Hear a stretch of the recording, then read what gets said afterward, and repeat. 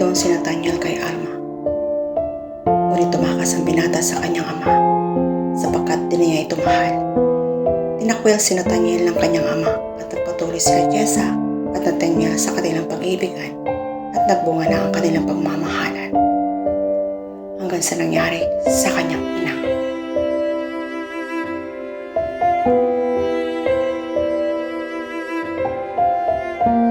Naging maayos ang pamumuhay nila Nathaniel. Kahit pa ito ay sanay sa yaman.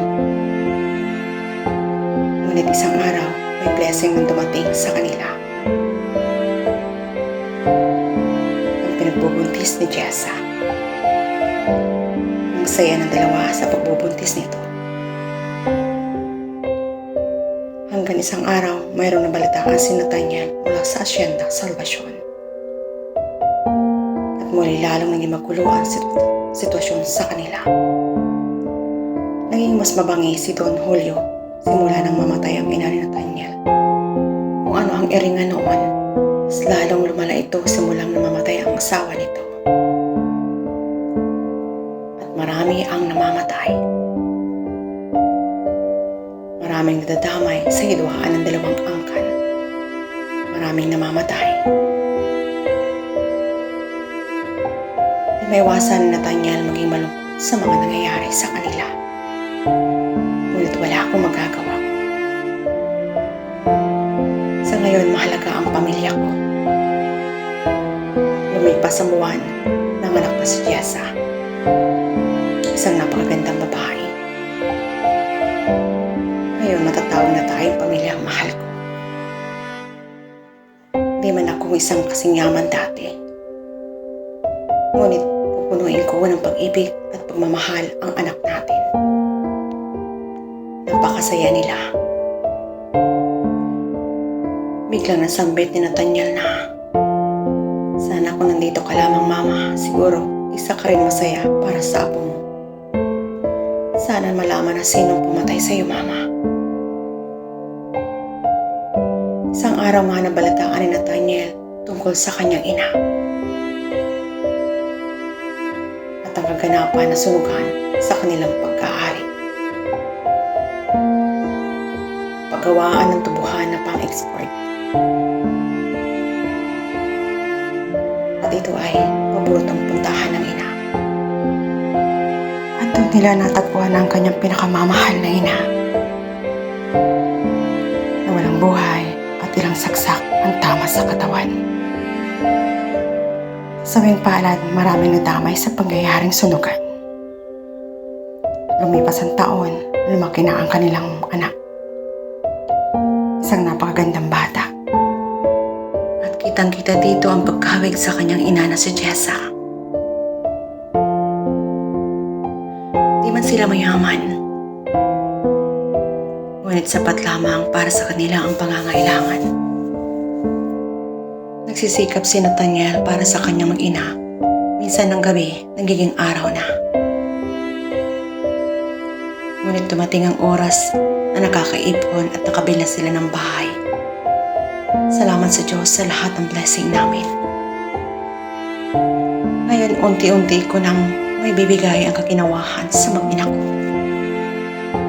Mildred, sana naririto ka. Namimiss na kita. Ang matigas sa puso nandun pagdating sa asawa na ito ay luhaan. Mahal na mahal kita. Sinusumpa ko kung sino ang may kagawa nito sa'yo. Pagbabayaran niya. Kasama ang pamilya niya, 10 man ang angka nila. Hindi ko sila patatahimikin. Pagbabayaran ninyo ang lahat ng ito. Makikita mo ang galit sa puso nandun sa pagkawala ng asawa. Muli, biniyayaan sila ng isa pang anak na babae. Ang saya-saya ng mag-asawa.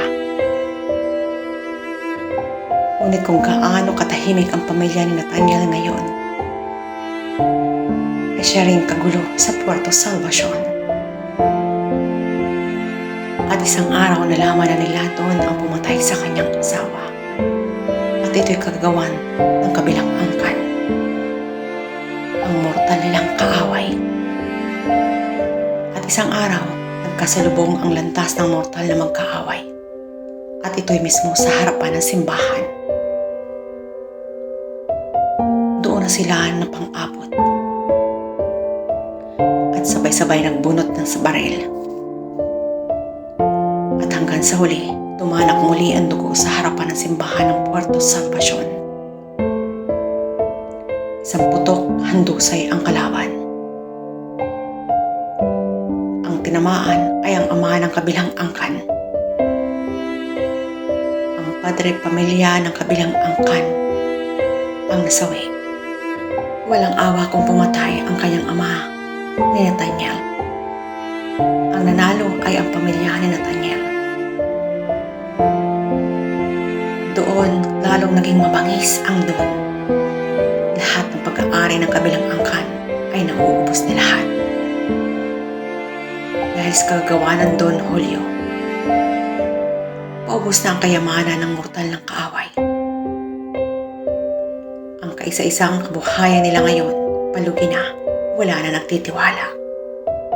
Lumipas ang taon. Dalaga na ang anak ni Nathaniel. Ngunit si Nathaniel ay ginupunan ng malubhang karamdaman. Ang lahat ng ipon nila ay paubos na. Labas-pasok ito sa ospital. Ngunit kailangan niyang maoperahan sa lalong madaling panahon. Ngunit ubos na ang kanilang ipon. Mahal ko, patawarin mo ako. Lahat ng pera natin naubos na dahil sa sakit ko. Huwag mong gagalawin ang pera ng mga bata. Pabayaan mo na ako. Wala nang pag-asa ang sakit ko. Salamat, mahal ko. Mahal na mahal ko kayo ng mga anak ko. Ngunit kailangan ni Jessa ang gumawa ng paraan para sa kanyang asawa. Kailangan itong maoperahan. Isang desisyon ang ginawa ni Jessa para sa kanyang asawa. Sinangla niya ang bahay at lupa sa bangko. Ngunit kahit anong gawin para dito, di na nakaligtas ang asawa nito.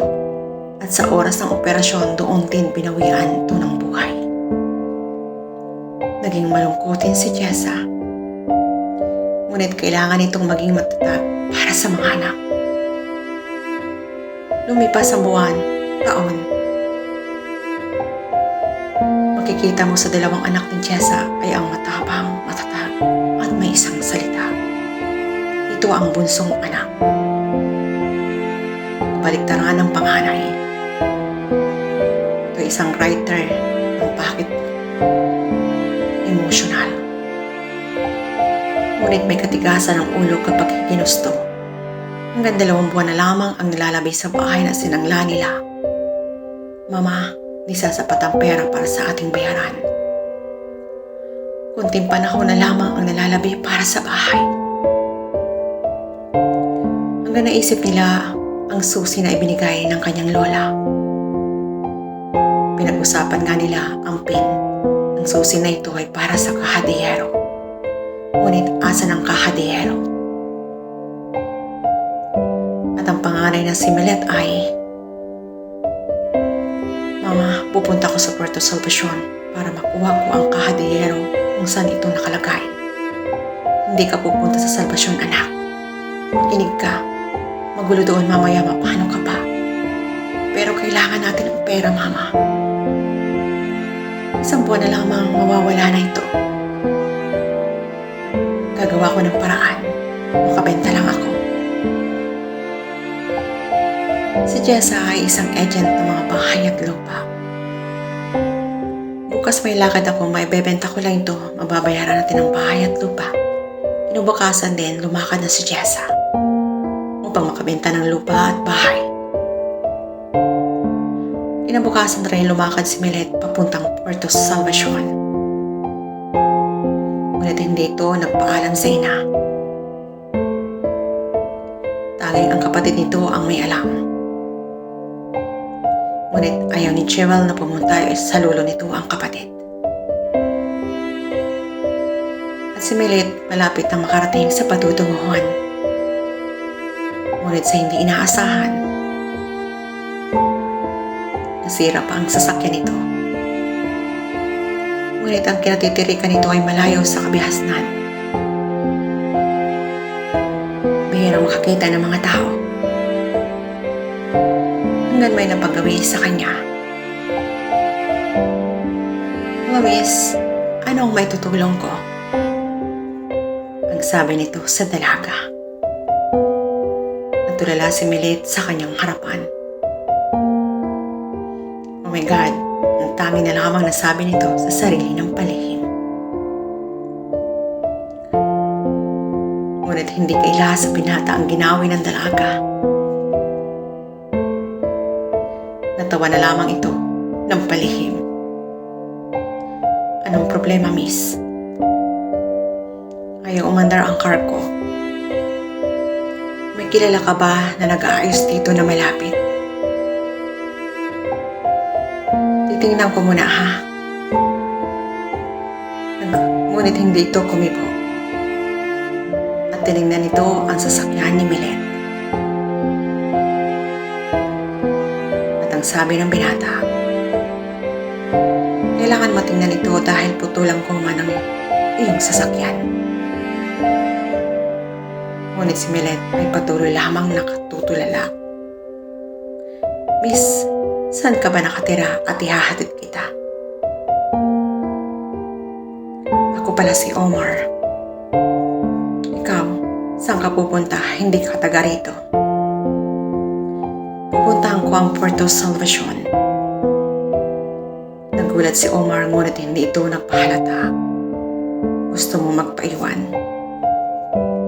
Papatayin ka ng mga tao dito, lalong-lalo na mga dayuhan. Napilitan si Milet na sumama kay Omar.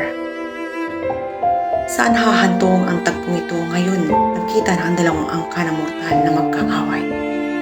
Makakalaya ba si Milet sa buhay ni Omar? Anong kahihinatan ng lahat? Tatakbo ba ang landas ng mga ito? Abangan ang susunod na episode. Maraming salamat everyone sa lahat ng mga nagsusupport sa aking channel. Please subscribe and like and share and please the button para sa panibagong post ko po at ma-notify po kayo. Maraming po salamat at hanggang dito na lang po. Ingat po kayo. Shoutout po sa inyong lahat. Bye!